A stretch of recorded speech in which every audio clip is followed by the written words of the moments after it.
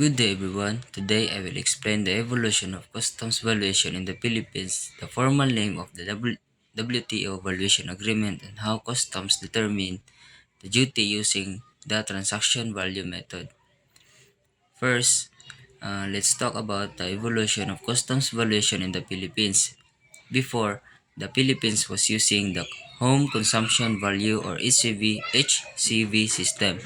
In this system, the value of imported goods was based on the estimated value in the exporting country, not the actual price paid by the importer. Ibig sabihin, hindi ginagamit ang tunay na presyo. Instead, customs use a reference value or estimated value based on similar goods. Because of this, maraming problems ang HCV system.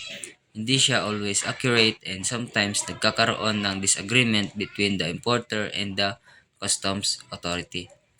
To solve this problem and to follow international standards, the Philippines adopted the valuation system of the World Trade Organization or WTO. This was implemented through the Customs Modernization and Tariff Act or CMTA. Under, under this law, the Philippines adopted the transaction value system which is now the primary method used in customs valuation. In the transaction value system, in the transaction value system, the value of imported goods is based on the actual price paid or payable by the importer to the exporter.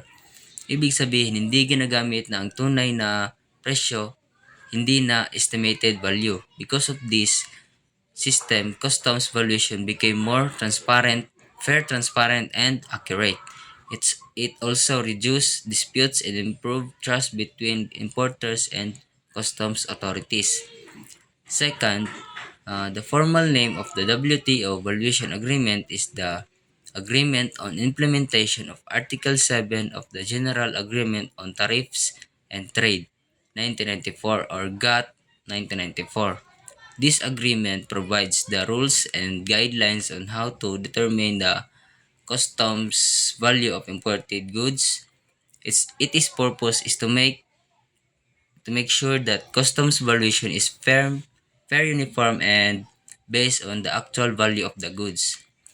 And finally, let's talk about the how the Bureau of Customs determines the amount of duty using the transaction value method.